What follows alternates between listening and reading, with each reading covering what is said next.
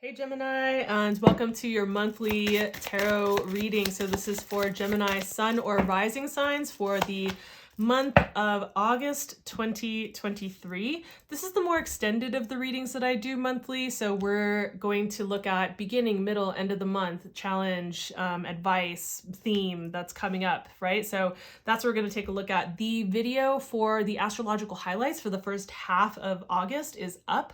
So I will link that at the end of this video here, as well as the videos for the full to new moon, which are semi-biweekly, right? So that's also coming out. Those are shorter, more little bite-sized, usually about 5 minutes-ish videos.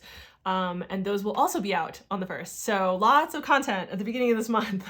And you can check that all out. By the way, if you're ever curious about looking at any of the previous astrological highlight videos, if you want to kind of like go back and look at certain dates, they're all time stamped. So and there's a playlist called astrological highlights on my channel.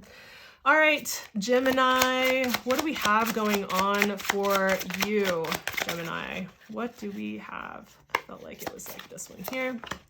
We're taking a look at beginning, middle, end of the month. Oh, Gemini, beginning of the month, what's up? Okay. All right, and so interesting. We have so much that is still happening this particular, oh, I like that, okay. I like how that's ending up. I was like, oh, Gemini, what's going on? Yeah, that's nice. And let's take a look at the challenge as well. I'm filling this card here. Forgot what I was just about to say. I'm sure it'll come back around.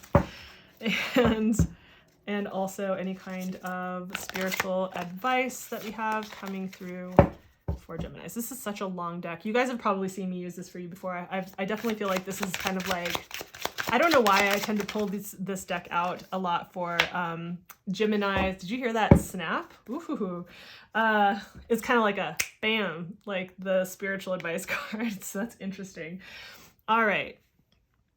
But I tend to pull this deck, I think, out more often, I notice, for like Geminis and Sagittarians and I think Libras too. So, all right. So what do we have going on? So this is the month progression, challenge, and spiritual advice.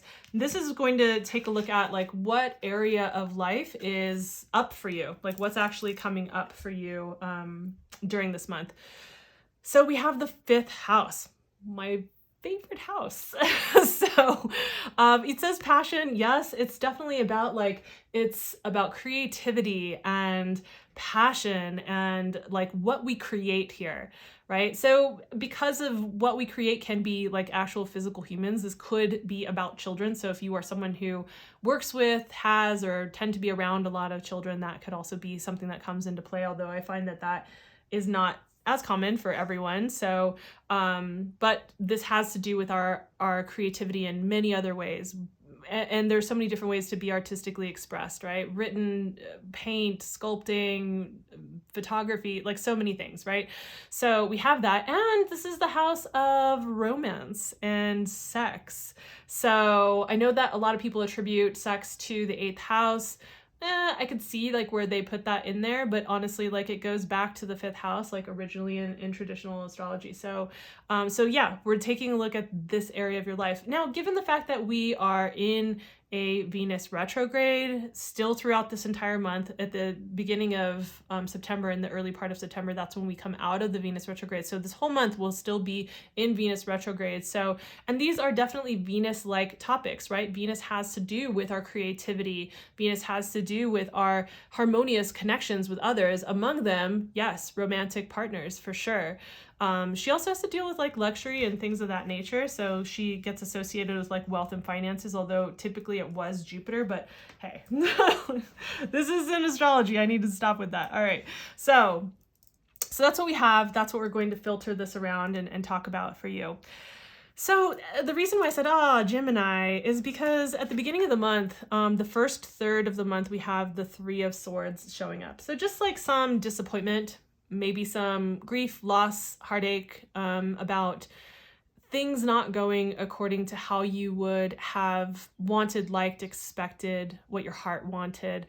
And it can feel sharp and intense and painful, but this is, relating it back to it may have to do with romance, and that might be very much what's up for you.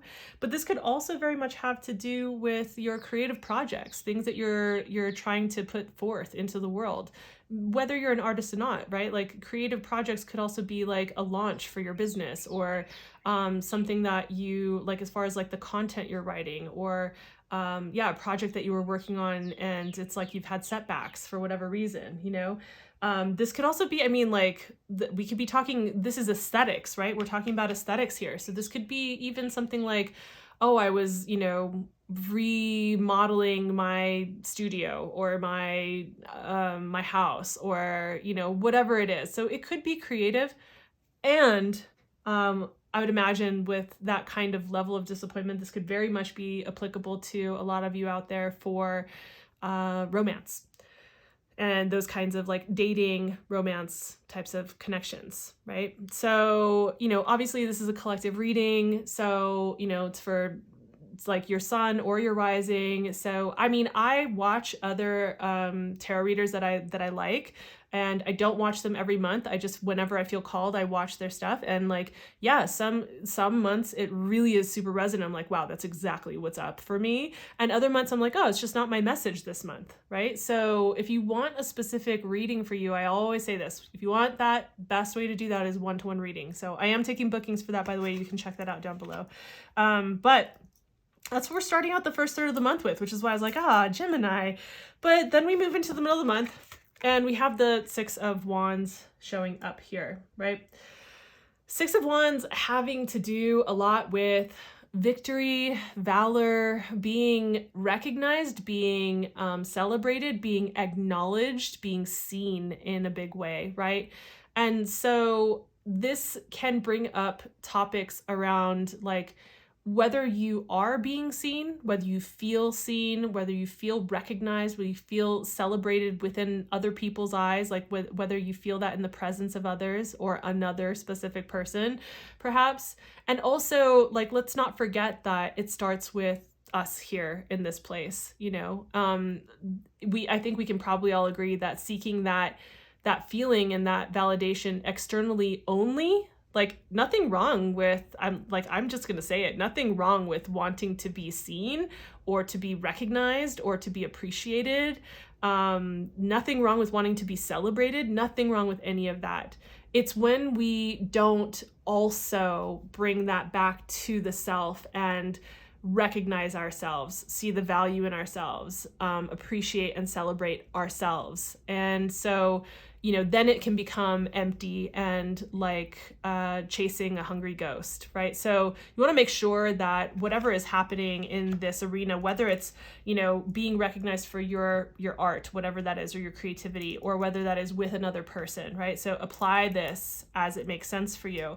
And why I really was stoked is that we come into the end of the month and last third of the month, which is actually like we have some challenging astrology happening at the last part of the month, actually. So like not the most challenging, but like not the greatest either.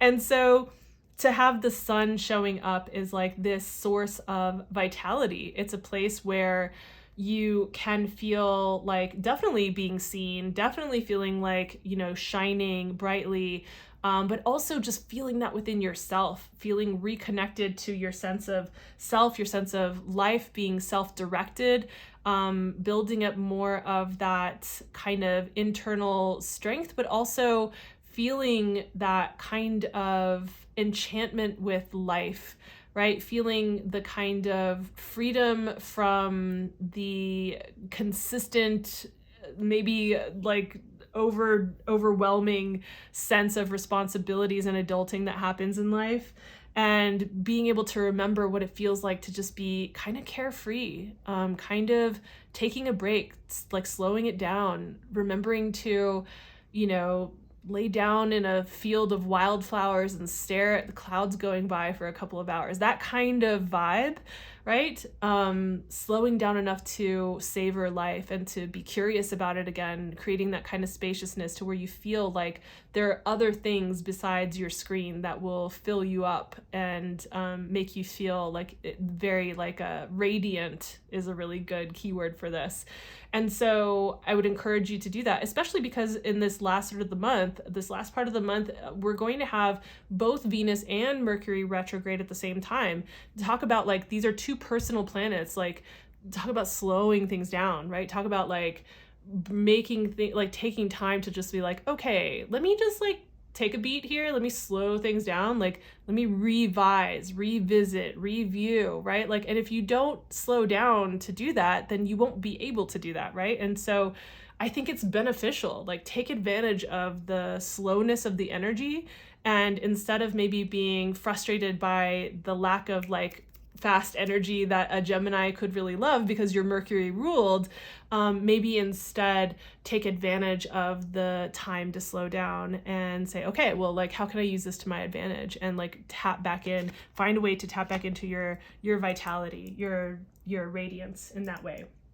So when we look at the challenge that we have coming up for you, it's the King of Cups. And I just think like there is this, I think it's very much tied into what I was talking about here with like the need to slow down enough to regulate your emotions, regulate your nervous system, but regulate your emotions, right? The King of Cups is someone who steps into roles of leadership and responsibility and does so being able to experience the breadth of emotions on the scale, like all the gradient emotions, and doesn't lose his shit, right? Like he couldn't run a kingdom if he were just like this emotional, thrown all over the place by his emotions kind of person. And so there is this kind of nourishing and like nurturing kind of energy, and that's also grounding in a way, even though we're not talking about earth, but it is grounding to be able to be present to your emotions and not run away from them and not let them rule you and not let them make you scattered and be all over the place, right? So I feel like there is this, like with this slowing down energy, that you can really take advantage of, all of and this whole month we have Venus retrograde too, so it's like and Venus having to do with like that emotional world as well, right? So it's like we can really take advantage here and say like, okay, it's time for me to check in with my emotions. Let me check in with myself. Like, what am I actually feeling? I go around like just doing, but have I stopped and really felt into like everything I'm feeling right now? Or am I avoiding that? Am I avoiding that? Am I numbing that somehow with like escaping into work, escaping into I don't know, Netflix or like, and nothing wrong with like work or Netflix or like substances that are like, having some cocktails or whatever. Am I doing that though to the exclusion of my emotions, right? And so it's important for us to check in with ourselves and to get really like honest with ourselves about what we're experiencing so that we can regulate. So, don't avoid that. That coming up as a challenge might be like, you might feel resistance to doing that, especially if you're experiencing something in the beginning of the month that feels, challenging, like a disappointment. Maybe you really wanted things to go a certain way, progress in a certain way, and like it got slowed down or it stopped completely, right? And so feeling that through instead of avoiding it and distracting is going to be maybe feeling challenging, but really important to do. And the spiritual advice that comes through with that is the Ace of Swords, and this is like clarity and really gaining clarity through I would say like having the conversations that need to be had through doing any kind of research that maybe needs to be done, doing any kind of journaling to help you gain clarity.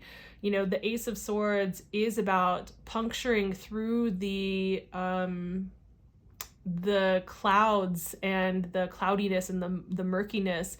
And usually we see it kind of like, it almost feels like it's piercing through our crown chakra, and in most like other traditional decks, and you see it piercing through that crown and going up into like towards the skies, right? And so it's like gaining that kind of clarity through higher states of consciousness as well. So wherever you land on this, like there are certain kinds of personal growth practices that I'm really keen to, and other ones I roll my eyes about. So like whatever feels in alignment for you, that works for you to do, you know, being someone who is, if you're a Gemini rising, right, or you're Gemini sun, you know, Mercury being a big part of what you probably resonate with. And so like perhaps verbally processing with a trusted friend, or to get clarity about this situation, about what's happening here, or journaling because of the written word, and that being associated, like scribes and and writing being associated with Gemini as well. So like finding the ways in which you can get the kind of clarity that you need, and you will get it. Like the Ace of Swords is like this new beginning. It's a renewal of clarity. And so it's not like you're not going to have it, especially you've got the sun at the end here.